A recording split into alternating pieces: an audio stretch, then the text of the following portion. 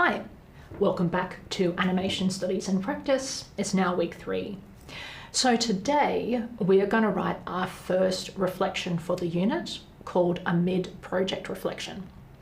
This reflection will focus on the progress you have made so far with Project 1, the animation timeline. So let's have a look at what's required. Okay, so you may have noticed that in the template for Project 1, there are a couple of pages. The first page includes the main deliverables, but also on pages 2 and 3, there are reflections to complete. So there's the mid-project reflection and the project completion reflection. So as I said in this video, we're going to talk about the mid-project reflection and what you need to do to complete it and the expectations around that. So what is your mid-project reflection? So the mid-project reflection is a chance for you to review your progress on the project so far and demonstrate the research that you have been doing. While all project reflections are due at the same time, which is at the end of the project, it is expected that you'll complete your mid-project reflection partway through the project. So try not to leave it until the end of the project to write this mid-project reflection. You may be asked to complete your mid-project reflection as a before-class exercise, which is what is suggested for ANM110 this week, or you might be required to do it as an in-class exercise. I would like to point out too that if you ever need details on the mid-project reflection and want to include, you can find all of that information in the unit guide. So I've got the unit guide open here, and I can go to the details on the Project 1 brief, click on that, and you'll see on the project goals, we discussed this in week 2, that you do need to complete a couple of reflections. And the details for those reflections are a little bit further down. So if you have a look at point 6, it talks about the requirements of the mid-project reflection. So probably first off, one of the key things to notice is that we're going to ask you to respond to a couple of prompts. So we're asking you to respond to the prompts, which broadly we've described as process, person, and proficiency. So process, broadly speaking, is how have you improved your workflows and processes? Person, how have you developed your communication and collaboration skills? Proficiency, how have you developed your technical skills and knowledge? And please note too, this is really, really important, that you're also expected to include at least one reference in your mid-project reflection. So that reference is really important, and I'll just point out why. If we scroll down past the deliverables, what to submit, and there's a section at the bottom of this project, and it's there for every project, which explains which learning outcomes related to this unit you are demonstrating as part of this project, and also what we are looking for when we come to check that that learning outcome has been met. So that might just be something to keep in mind for this unit, and of course all other units, is that this table at the end of every project brief will explain to you what your facilitator will be looking for when they come to mark your project.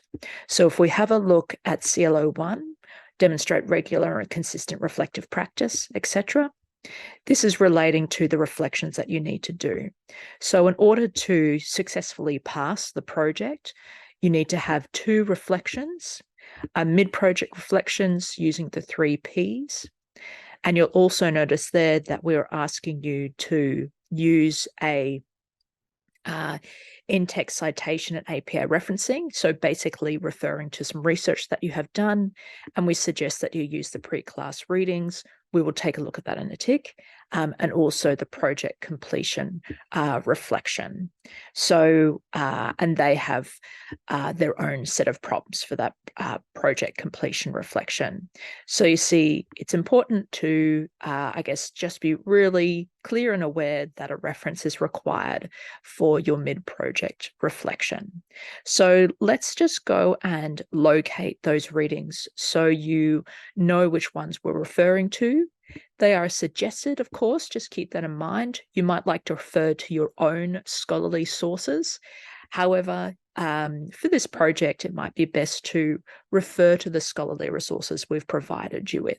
So it says here, reading 1 from week 2 and reading 1 from week 3. So let's go and have a look at that.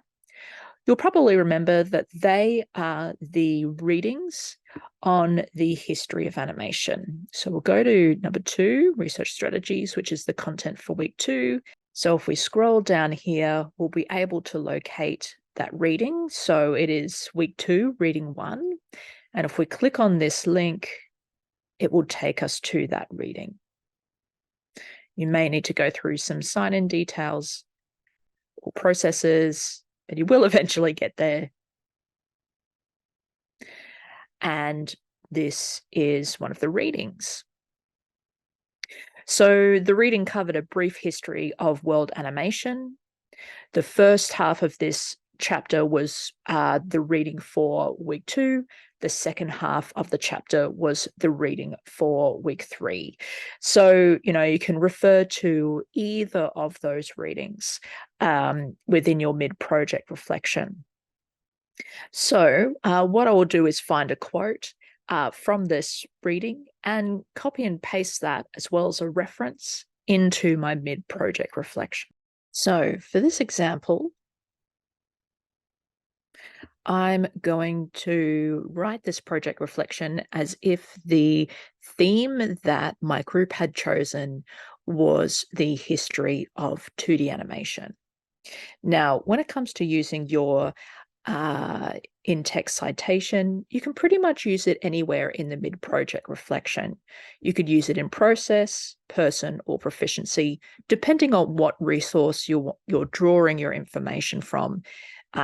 Probably the area that for this project makes most sense is under the prompt proficiency. And this is where you're discussing, the research skills that you have been developing during this project. So I've written a bit of an example of what you might include under the proficiency section. So the theme that my group chose was the history of 2D animation. In the history of 2D animation, it is difficult not to include the creative and technical developments achieved by Walt Disney and his team of artists.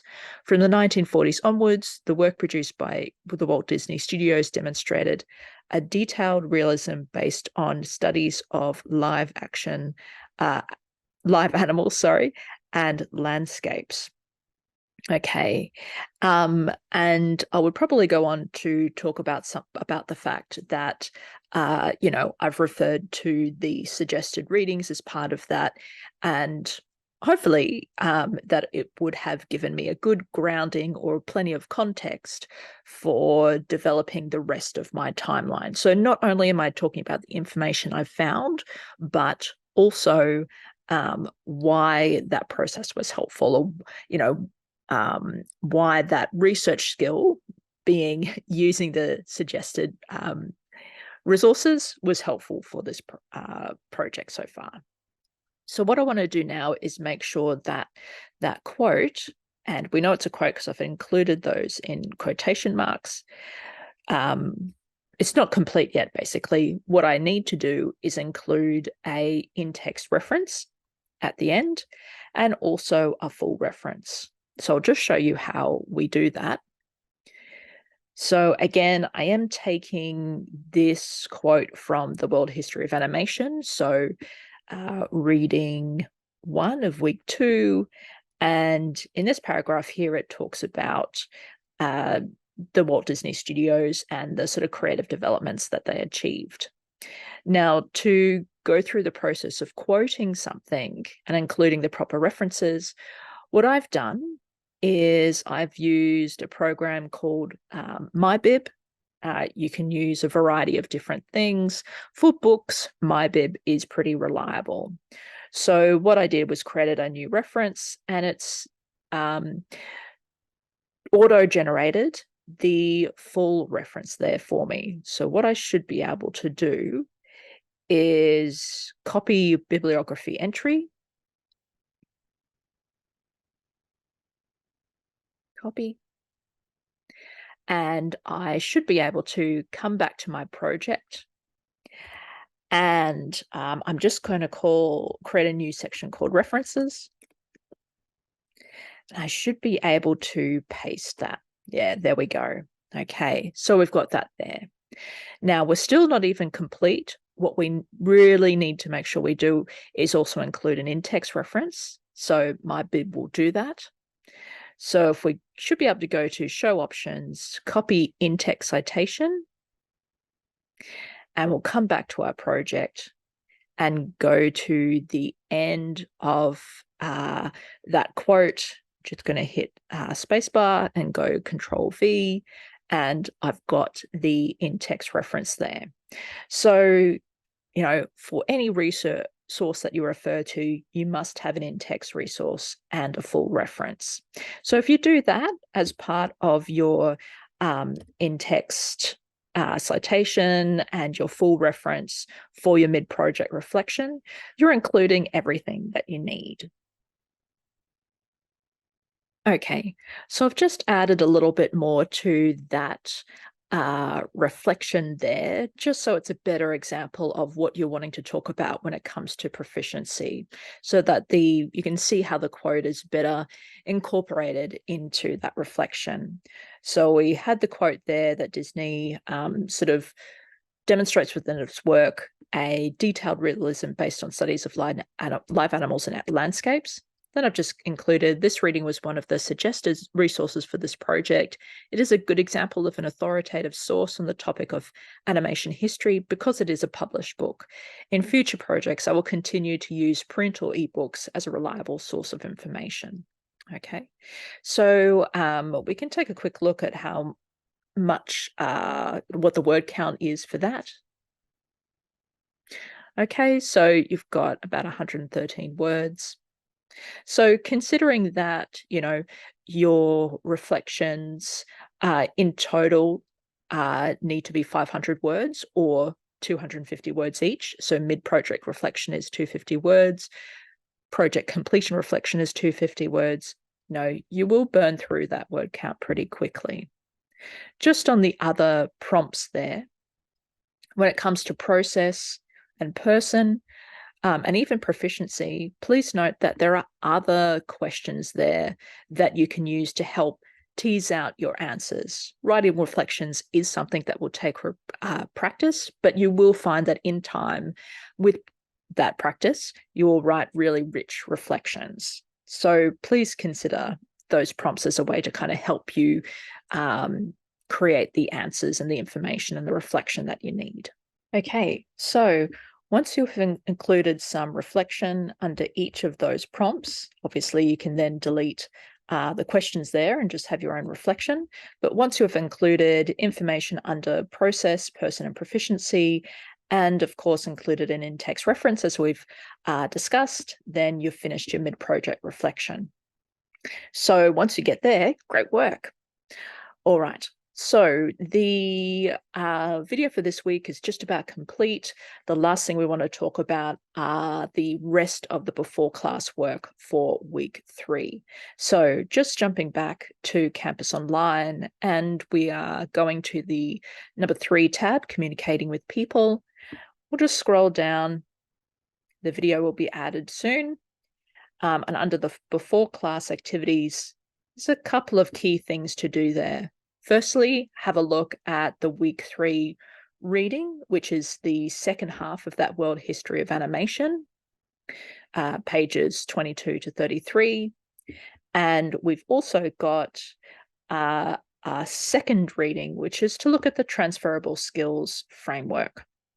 So the transferable skills framework is an outline of the different kinds of transferable skills we expect you to practice and demonstrate and develop across your whole course. So these are not so much things to do with, say, creative development or technical development, but more things like interpersonal skills and your own personal skills like time management and communication and that kind of thing. So they are the 2 readings for this week. There's also week 3 discussion, which you may choose to participate in. Okay, so that's everything for the before class stuff for week 3. Good luck with the rest of your classes this week, and we'll catch up next week when we have a look at augmented intelligence.